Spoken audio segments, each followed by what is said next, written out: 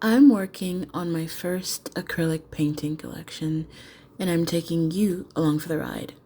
I'm Amelie, and this is Painting with Lay, Episode 2. Something I'm really into is challenging myself, especially when it comes to art. And honestly, that's the whole reason this series exists.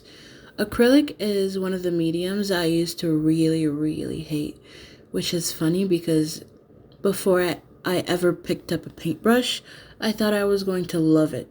Painting to me seemed really romantic and stuff like that. The thing is, I became a digital artist first, and I love technology. I love being able to get the ideas in my head onto like a canvas almost exactly the way I imagined them. And acrylic doesn't really work like that for me, at least not yet. It's physical, it has its limits.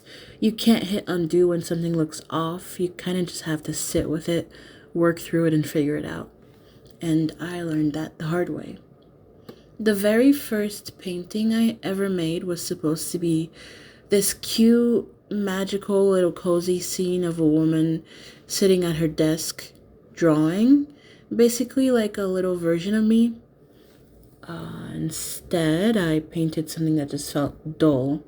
I hated it so much that I shoved it into the corner of my closet, and my acrylic paints ended up sitting in like a box for years.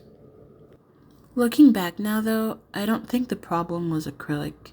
I think I just wasn't ready for it. Over the last few years, I've grown as an artist. I've gotten better at drawing, and I've spent more time working with traditional mediums.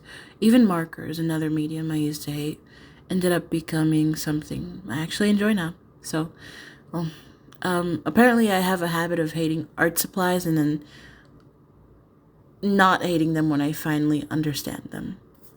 So eventually, I looked back at that old painting and thought maybe it's time to give acrylic another chance, and that's what this collection is.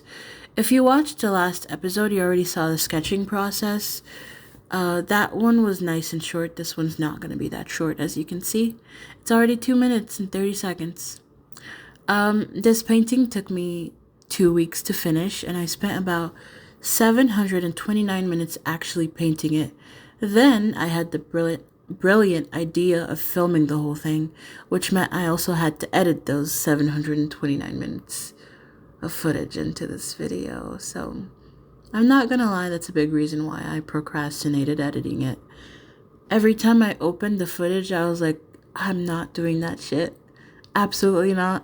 But I made it. I'm currently doing it right now, and you're watching it. So thank you. Thank you for that. So if you're cleaning, drawing, working, or just need something to throw on in the background, I hope you'll hang out with me for a little while. Now, while I was making this piece, I kept thinking about something. Why nature? Out of everything I could paint, why was I so drawn to landscapes? And the more I thought about it, the more obvious the answer became.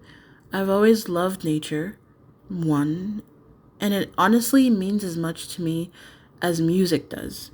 I love the sky, the trees, the forest, the lakes, and green has always been my favorite color, while blue isn't so far behind. And being outside has always been like one of those few things that just calms my brain down. And as someone who struggles with mental health, nature has helped me in ways that are honestly hard to put into words.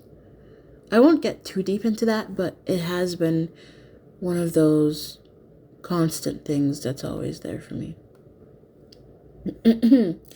Once I realized that, I started looking through old photos on my phone for references, and that's when another pattern jumped out at me. Years and years of pictures of the sky, trees, forests, lakes. And at some point, I barely took selfies throughout the years. I just took photos of nature. And without even realizing it, I've been documenting the places that made me feel peaceful. And that's when this collection really clicked for me. Even though I'm using my own photographs as references, I'm not trying to recreate them exactly. I'm not painting what nature looks like. I'm trying to paint what it feels like to me. And honestly, watching this footage back has been kind of emotional because I'm already working on painting number 3 and I can already see myself changing. I was so careful with my paint here, like really careful. Now I'm literally pouring that shit onto my palette. I'm bolder with my colors. I'm less afraid of making mistakes. I'm starting to understand how acrylic behaves instead of, trying to force it down to behave like digital art, and that's been really satisfying to watch happen. Not that every painting session is like magically perfect now. There are still days where I completely mess something up, throw the canvas in a corner, and tell myself I'm done. And then usually like a day or two later, I'm like pulling it right back out again and start painting. So yeah, that's kind of become part of the process too. So while working on this piece, I noticed something else that I've actually seen in my drawings before. As you can see that from the missing bench that was there at the beginning of the painting, whenever I try to mix really obvious human-made structures into nature, something about it just doesn't feel right to me. So I painted over the bench. Maybe that's something that'll change as I grow. Maybe one day I'll figure out how to blend human spaces into nature in a way that feels right to me. But for now, I think I just like letting nature speak for itself. So yeah, that was painting number 1. Thank you for watching.